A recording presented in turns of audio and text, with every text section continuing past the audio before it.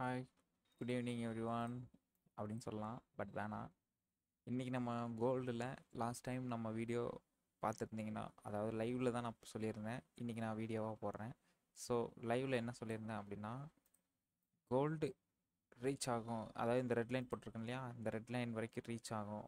அது entry level. இது ஆக்சுவலாக இது பார்த்தீங்கன்னா ஸ்டாப் லாஸ் அடித்த மாதிரி இருக்கும். ஸ்டாப் லாஸ் அடிக்கல. 1 ஹவரில் போய் பாருங்கள். ஸோ ஸ்டாப் லாஸ் அடிக்கல, போய் டார்கெட் ஹிட் ஆகிட்டு தான் கீழே விழுந்துச்சு. அன்றைக்கி நான் ப்ராஃபிட் தான். ஸோ இந்த பாக்ஸ்லாம் நான் ரிமூவ் பண்ணிக்கிறேன். ஸோ இது ஸ்டாப் லாஸ் கிடையாது. ஸ்டாப் லாஸ் தான், ஆனால் ஹண்ட் பண்ண கிடையாது. ஏன்னா டார்கெட் ஹிட் ஆகிட்டு அடுத்தது எனக்கு மார்க்கெட் புஷ் பண்ணிச்சு. கீழே புஷ் பண்ணி நெக்ஸ்ட்டு ஸ்டெப்புக்கு உண்டான வே கொடுத்துருச்சு. நான் அன்னைக்கே வந்து சொல்லிட்டேன், இது மார்க்கெட் மேலே தான் போகும் அப்படின்னு சொல்லிட்டு முன்னாடியே வீடியோ போட்டேன். சார்ட் வந்துட்டு லைக் டெலகிராம் குரூப்பில் அப்லோட் பண்ணியிருக்கேன். செக் பண்ணாதவங்க டெலகிராம் குரூப்பில் பாருங்கள். லாஸ்ட்டில் நான் உங்களுக்கு டெலகிராம் குரூப் லிங்க் எல்லாமே ப்ரொவைட் பண்ணுறேன். இன்ட்ரெஸ்ட் இருக்கும், ஜாயின் பண்ணிக்கலாம். இட்ஸ் ஃப்ரீ தான். அண்ட் தென் இப்போது 4 ஹவரில் பார்த்தோம்னா உங்களுக்கு இது ஸ்டாப் லாஸ் அடித்த மாதிரி தான் தெரியும். பட் ஸ்டாப் லாஸ் அடிக்கலை. ஏன்னா இது ஃபஸ்ட்டு மேலே புஷ் பண்ணி டார்கெட் கிட்ட அடிச்சுட்டு தான் கீழே வந்துச்சு. இது ஏன் இப்படி காமிக்குதுன்னு தெரில 4 ஹவரில். சரி, இன்றைக்கி என்ன டேட்டா அப்படின்னு பார்த்தோம்னா, அன்னைக்கு இந்த ரெட் லைன் டச் ஆயிடுச்சு. இதுக்கப்புறம் மார்க்கெட் எப்படி மூவ் ஆகும் அப்படின்னு கேட்டிங்கன்னா, நான் இன்னுமே பை சைடு தான் எதிர்பார்க்குறேன். ஏன் அப்படின்னு கேட்டிங்கன்னா, ஸோ இந்த இந்த சைடு இருக்குது பார்த்தீங்களா, இது வந்து ஒரு கன்சால்டேட் ஜோன். ஓகேங்களா, இது கன்சால்டேட் ஜோன். இந்த இடம் வேணாம், இதுலேயே வச்சுக்குவோம். ஃபஸ்ட்டு கேண்டலோட, அதாவது இந்த 3 கேண்டில் பெருசாக இருக்கு இல்லையா, அதில் ஃபஸ்ட்டு கேண்டலோட ஹையும் இதில் லாஸ்ட்டு கேண்டலோட லோவும் வச்சுக்கோங்க. இது தான் இந்த இடத்துல இருந்து தான் ஆரம்பம், கன்சால்டேட் ஜோன். இப்போ இது பிரேக் பண்ணணும். ஸோ இது பிரேக் பண்ண அடுத்த செகண்ட் என்ன நடக்கும் அப்படின்னா, ஆப்வியஸ்லி இப்போ பை சைடு தான் மூவ் ஆக போகுது. ஏன் அப்படி சொல்கிறேன், எதை வச்சு அப்படி சொல்கிறேன் அப்படின்னா, எலைட் வேவ் தியரி இப்படி பார்த்தோம்னா 0 1 2 and 3 4 and 5 இங்கே ஸ்டாப் ஆகலை. இப்போ வந்து இது 5 மேபி பாசிபிளாக இருந்துச்சு அப்படின்னா, ஸ்டாப் ஆகலை அப்படின்னா இந்த கன்சால்டேஷன் ஜோனை பிரேக் பண்ணிவிட்டு, இதையே நான் வேணால் மார்க் பண்ணுறேன், இந்த ஜோனை பிரேக் பண்ணிவிட்டு புஷ் பண்ணுறதுக்கு தான் வாய்ப்பு இருக்குது. அப்படி புஷ் பண்ணால் எவ்வளோ தூரம் மேலே போகும், அதாவது எந்த ப்ரைஸ் ரேஞ்ச் வரையும் மேலே போகும் அப்படிங்கிறதுக்கு ஒரு பாயிண்ட் இருக்குது. ஸோ எக்ஸ்டென்ஷன், ஃபிபனாச்சி எக்ஸ்டென்ஷன் எடுத்துகிட்டு கால்குலேட் பண்ணுறோம். 0 to 5 தான் கண்டுபிடிக்க போகிறோம். ஸோ இங்கே வச்சுக்கிறேன்.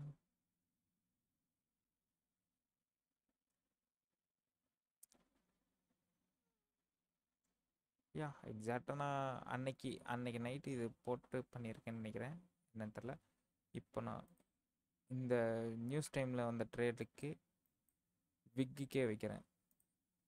ஸோ நியூஸ் டைமில் விக்கு இல்லைன்னா இந்த இடம் க்ளோஸ் ஸ்டேஜ் ஆகிருக்கு, கரெக்டாக சொல்லணும்னா இந்த ஏரியா. ஸோ இதுக்கு என்ன கொடுக்கலாம்,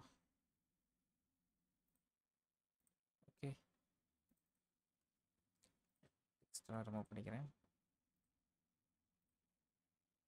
பிளாக். ஸோ இந்த ஏரியா நீங்கள் நல்லா நோட் பண்ணி பாருங்கள். இந்த ஏரியா கீழே சும்மா ரேண்டமாக தான் விக்கு கீழே வந்துட்டு போயிருக்கு. பட் கேண்டில் க்ளோஸ் இங்கே இருக்குது. நீங்கள் இந்த இடத்துல கூட வைக்கலாம், தப்பு இல்லை. ஏன்னா இந்த இடத்துல கரெக்டாக வச்சோம்னா 618 கரெக்டாக க்ளோஸ் ஆகுங்களா. இந்த லைன் இங்கே தான் நான் கொடுத்துருக்கேன் ஆல்ரெடி. நம்மளும் இங்கே வைப்போம் இந்த தடவை. நெக்ஸ்ட் க்ளோசிங் டேட்டுங்கிறேன், சாரி, நெக்ஸ்ட் க்ளோசிங் ப்ரைஸ் வந்து பார்த்திங்கன்னா 2676. ஸோ இந்த ப்ரைஸில் இங்கே க்ளோஸ் ஆக போகுது. நான் இந்த இடத்துல ஒரு ஹரிசாண்டல் லைன் பிளாக்கில் வச்சுக்கிறேன். இங்கே தெரியும் உங்களுக்கு 2676.296. இந்த ப்ரைஸ் ரேஞ்ச் வரைக்கும் போயிட்டு நெக்ஸ்ட்டு ரிவர்ஸ் ஆகிறதுக்கு வாய்ப்பு இருக்குது. நம்ம ஷார்ப்பாகவே வச்சுக்கலாம். நான் இது இப்படியே வச்சுக்கிறேன்.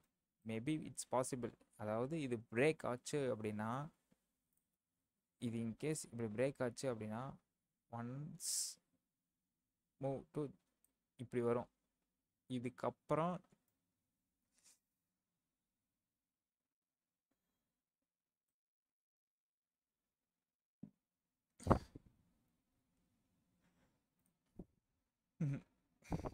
கண்டினியூஸ் தான், 3 ஸ்டெப் தான். நான் எதிர்பார்க்குறது இதுதான். ஏன்னா இப்போது ஒரு ட்ரெண்டில் இருக்குது, அது பார்த்தீங்கன்னா இது அப் ட்ரெண்டு. ஸோ அப் ட்ரெண்டில் பிரேக் பண்ணுறதுக்கு ஒரே வாய்ப்பு அடுத்தது மார்க்கெட் கீழே வரணும். ஸோ இன்கேஸ் வரல அப்படின்னா ஸ்டில் வெயிட்டிங்கில் இருக்குது. இந்த 2 ஜோனை எதிர்பார்க்கலாம். இப்போதைக்கு நம்ம இந்த ஜோன் எதிர்பார்ப்போம். இந்த ஜோனுக்கு முன்னாடியே ஜோன்ஸ் எல்லாம் இருக்குது, அதையுமே எதிர்பார்க்கலாம். ஃபஸ்ட்டு டார்கெட்டு இப்போ இது முடிஞ்சிருச்சு. செகண்ட் வந்து 886, இதையுமே ரீச் பண்ணலாம். பட் இது ஈஸியாக பிரேக் பண்ணிட்டு மேலே போயிடும், அதனால தான் நான் இதை வைக்கல. ஸோ டேரெக்டாகவே நான் 100க்கு ரீச் பண்ணுறேன். பார்ப்போம். அது 100க்கு ரீச் பண்ணுறதும் இல்லாமல் எப்படின்னா இந்த இடத்துல பிரேக் கரெக்டாக ஆகணும். கேண்டில் வந்து சும்மா இப்படியே நின்றுருக்காது, இது கரெக்டாக இப்படி என்க்ளோஸ் ஆகணும்.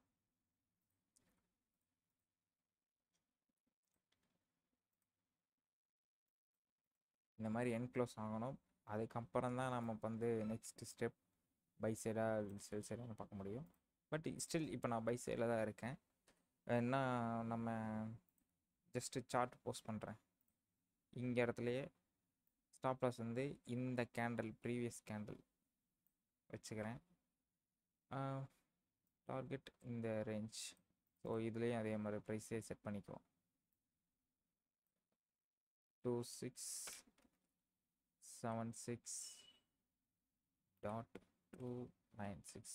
ஓகே, பர்ஃபெக்டாக இருக்கும். லாக் பண்ணிக்கிறேன். ரேஷியோ வந்து 2:56, அதாவது 2.5% நமக்கு டார்கெட் ரீச் ஆச்சுன்னா 2.5% போனால் நமக்கு அதில் ₹1 அந்த மாதிரி ரேஞ்ச் தான் போகும். பார்க்கலாம். ஸ்டில் பை சைடு தான் இருக்குது. Let's check.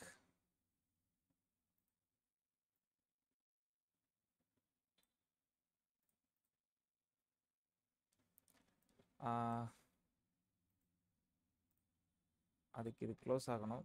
ஸோ இன்னும் க்ளோஸ் ஆகிறதுக்கு 3 ஹவர்ஸ் இருக்குது. ஸோ 3 ஹவர்ஸில் இது என்ன வேணால் நடக்கலாம், மேலேயும் போகலாம் கீழேயும் வரலாம். பட் என்னோட அசம்ஸ் படி பார்த்தோம்னா இது பிரேக் ஆகிருச்சு இந்த லைனு. ஸோ லைன் பிரேக் ஆகிட்டு தான் அங்கே தான் மார்க்கெட் ட்ரேட் ஆகிட்டுருக்கு. 15 மினிட்ஸில் போய் பார்த்தா தெரியும். 15 மினிட்ஸில் நல்லா, அதாவது